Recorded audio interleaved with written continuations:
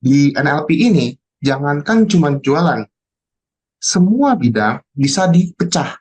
Penolakan bukan kegagalan, tapi penolakan adalah umpan balik.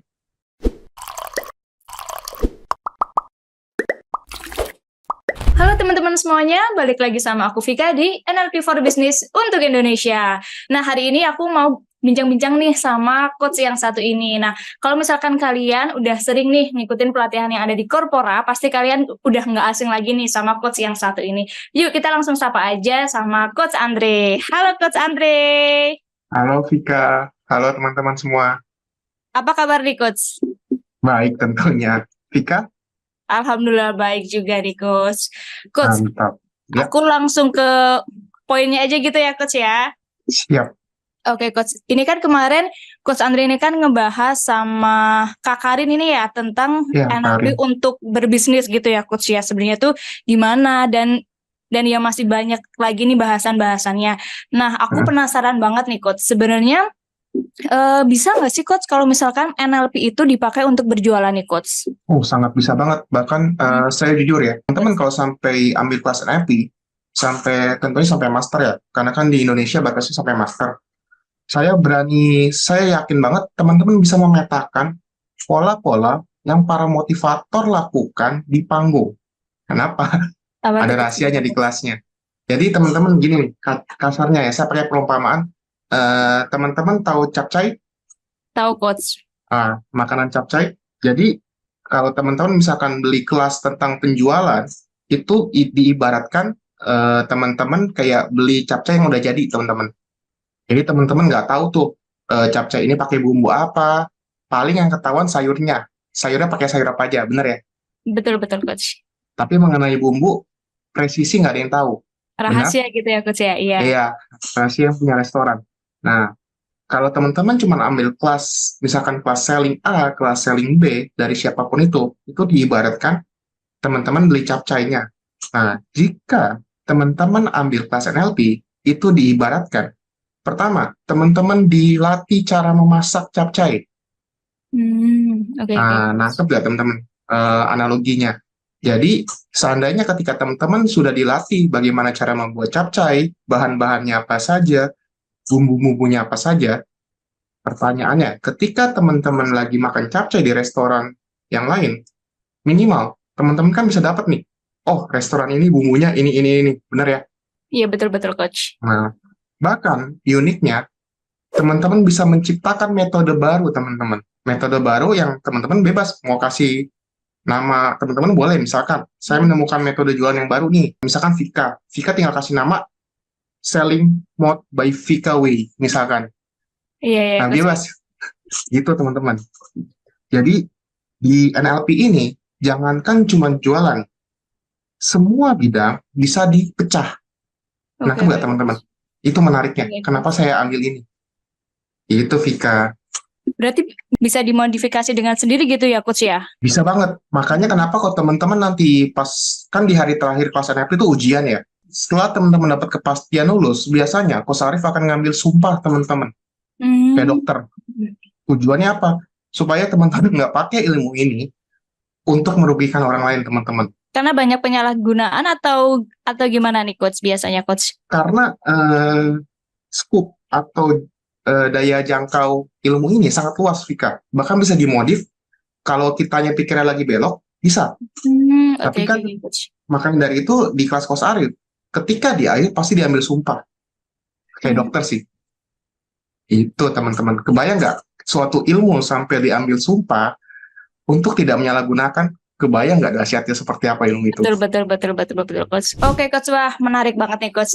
Terus aku juga mau denger nih, Coach. Sebenarnya ada nggak sih, Coach, cerita sukses nih, Coach, dari Coach Andre dengan menggunakan teknik NLP itu untuk berjualan nih, Coach? Ada, ini cukup unik nih. Ini sangat-sangat unik nih. Saya ingat banget. Bahkan setiap kali saya suka ceritakan ini nih, Vika. Apa tuh, Nah, Coach? teman-teman pada tahu ya, saya agen asuransi. Berarti saya jualan asuransi, benar ya? Nah, saya ada ngincer satu orang di salah satu tempat ibadah saya. Kenapa saya incer beliau? Pertama, beliau baik. Oke. Terus kedua, murah senyum. Agen asuransi pasti ngincer yang mukanya smiley kan? Iya, murah senyum Bukan, gitu ya coach ya. iya, bukan yang jutek. Kenapa? Meminimalisir penolakan yang menyakitkan. Jujur, buat para sales juga kan. Betul betul betul betul coach. Nah, jadi untuk orang-orang yang mukanya smiley ya positifnya teman-teman akan banyak sales yang deketin. Kenapa?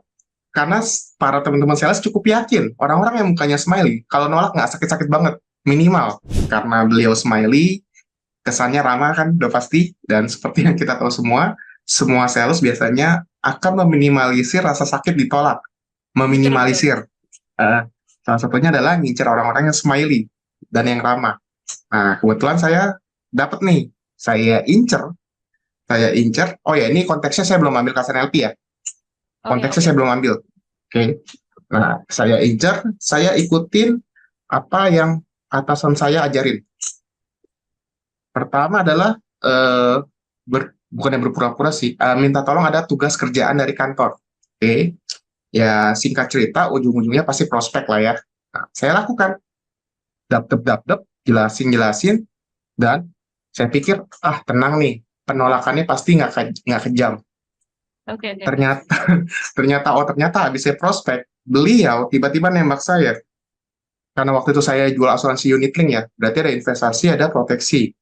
Nah, kan semua, waktu itu rata-rata agent nekanin kedua hal ini kan ya. Wah, sekarang kan gara-gara viral di TikTok udah beda cerita. Nah, Iya.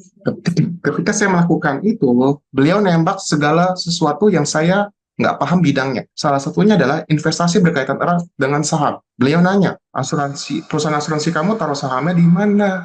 Saya blank dong. Kayaknya pas training di kantor nggak ada dijelasin perusahaan asuransi saya taruh sahamnya di mana aja. Saya blank, terus dibalikin lagi. Kamu tahu dari mana perusahaan asuransi kamu taruh di saham-saham blue chip?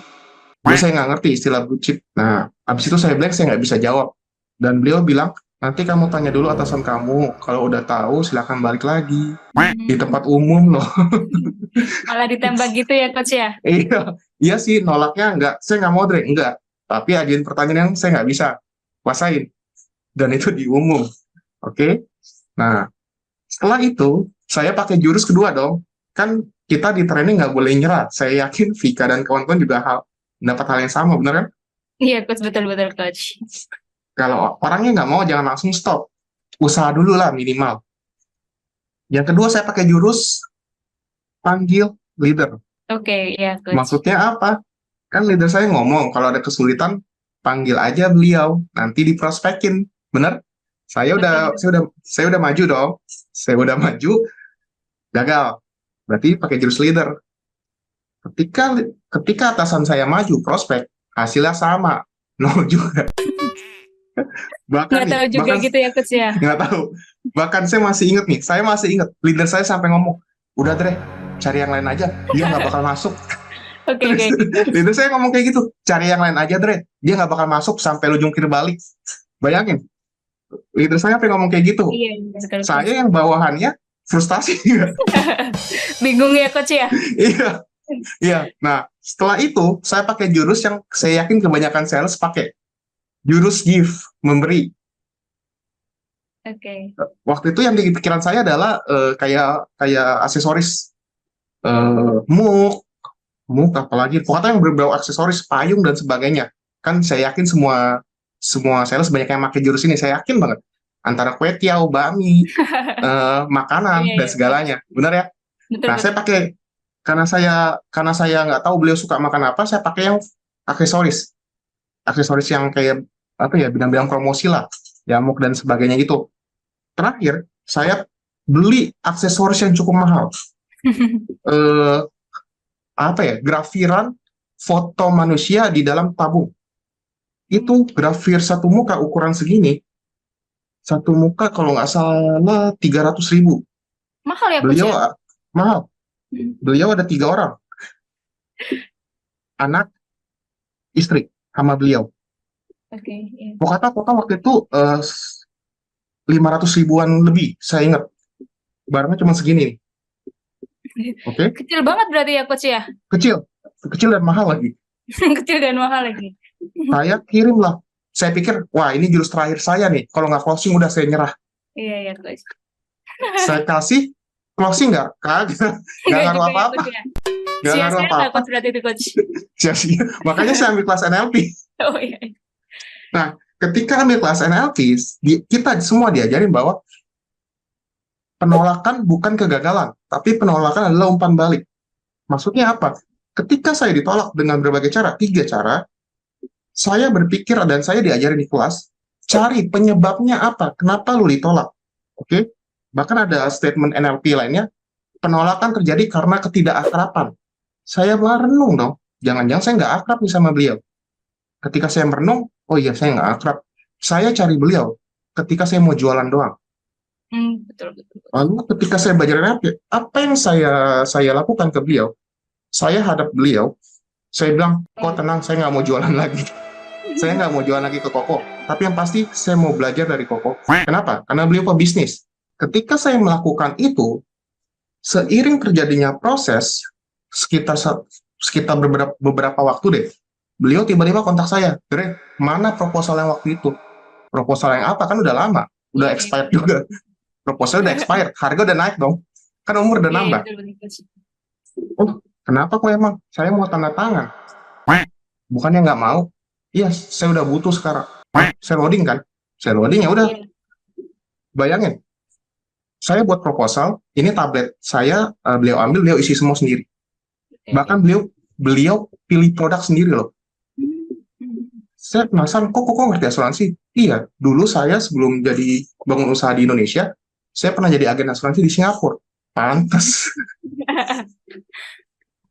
Pantes. Dan ada kata-kata beliau yang cukup bikin saya kaget. Kamu tahu gak, Dre?